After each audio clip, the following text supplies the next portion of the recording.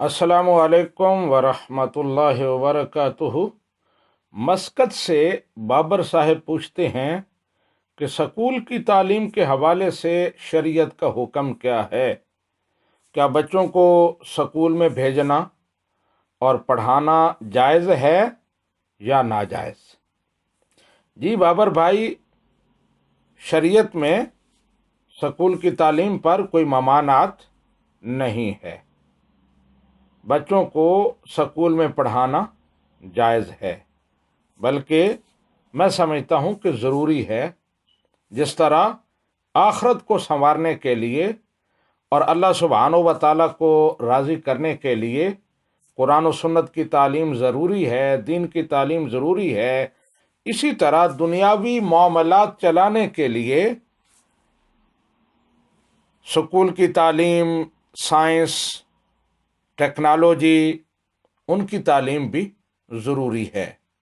اور قرآن پاک میں اللہ سبحانہ و تعالیٰ نے ہمیں ایک دعا سکھائی ہے، ربنا آتنا فی الدنیا حسنہ وفی الآخرۃ حسنہ۔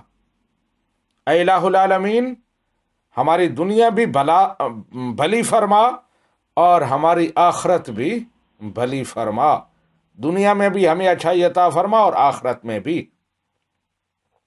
تو اب دنیا کی اچھائی جو ہے، دنیا کی کامیابی جو ہے، یہ جو عمر کی ہمیں مہلت ملی ہے، اس میں جہاں ہم نے آخرت کے لیے عمل کرنا ہے، وہاں دنیا کو سنوارنے کے لیے بھی، مخلوق خدا کو فائدہ پہنچانے کے لیے اور اپنے معاملات کو چلانے کے لیے ہمیں دنیاوی تعلیم کی بھی ضرورت ہے۔ اس کے بغیر گزارا نہیں ہے۔ نبی رحمت صلی اللہ علیہ وآلہ وسلم نے، صحابہ کرام نے اپنے دور میں اپنے بچوں کو جہاں قرآن و سنت کی تعلیم دی، وہاں دنیاوی معاملات بھی ان کو سکھائے۔ غزوہ بدر میں جو مشرکین قیدی بنا لیے گئے تھے، ان کو نبی رحمت صلی اللہ علیہ وآلہ وسلم نے کہا کہ اگر تم ہمارے بچوں کو پڑھنا لکھنا سکھا دو تو تمہارا فدیہ جو ہے وہ معاف ہو جائے گا۔ تو ظاہر مشرکین قرآن و سنت تو نہیں پڑھا لکھا رہے تھے، وہ دنیاوی معاملات کے بارے میں ہی بچوں کو تربیت دے رہے ہوں گے یا ٹریننگ کر رہے ہوں گے۔ تو بہرحال مختصر یہ کہ سکول و کالج کی تعلیم ضروری ہے۔ ہاں، یہ بات ہے کہ اگر سکول و کالج میں کوئی چیز ایسی پڑھائی جا رہی ہے جو اسلام کے خلاف ہے، تو ظاہر ہے وہ غلط ہے۔ اس کے خلاف ہمیں آواز بھی اٹھانی چاہیے، جد و جہد بھی کرنی چاہیے اور اس سے اپنا دامن بچانا بھی چاہیے۔ اور عربی کا ایک بڑا مشہور محاورہ ہے، خذ ما صفا و دا ما قدر۔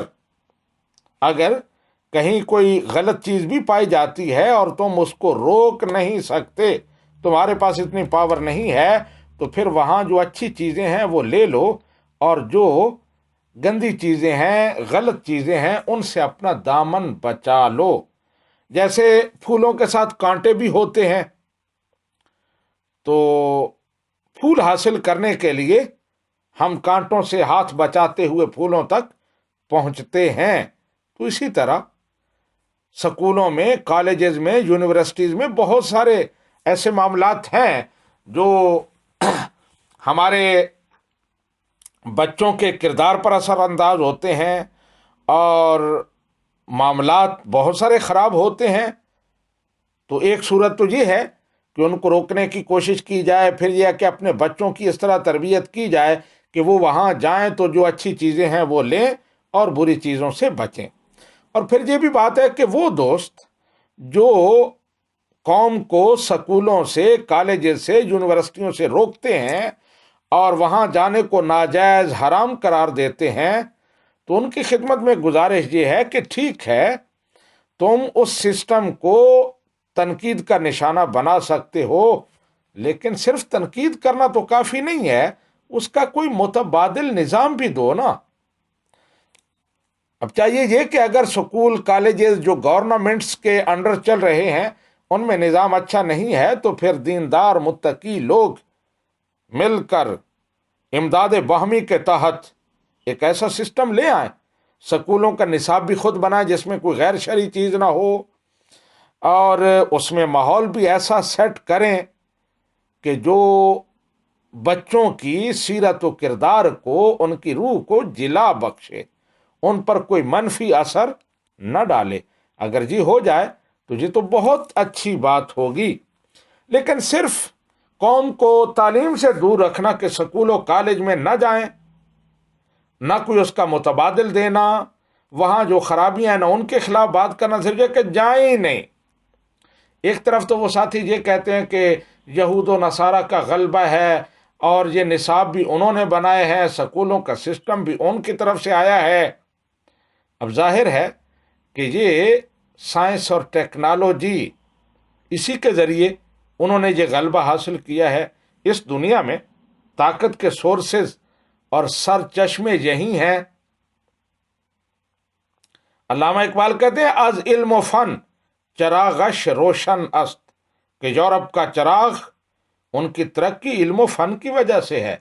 تو اب ہمارے مہربان ایک طرف تو یہ کہتے ہیں کہ یورپ کا یہ غلبہ اور اس کا یہ دباؤ توڑنا ہے ہم نے، اور دوسری طرف اس دباؤ کو توڑنے کے لیے جس ہتھیار کی ضرورت ہے، سائنس اور ٹیکنالوجی، ماڈرن تعلیم، اس پر بھی پابندی لگاتے ہیں۔ تو گویا ہمارے ہاتھ باندھ کر ایک شیر کے سامنے اور پاؤں باندھ کر، ہاتھ پاؤں باندھ کر ایک شیر کے سامنے ہمیں ڈال رہے ہیں، کسی خونخوار شیر کے سامنے۔ یہ مثال ہے۔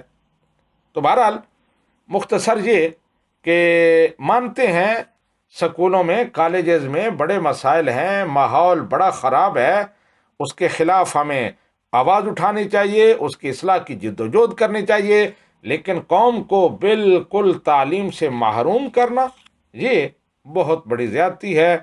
ھذا ما عندی واللہ ورسولہ اعلم بالصواب۔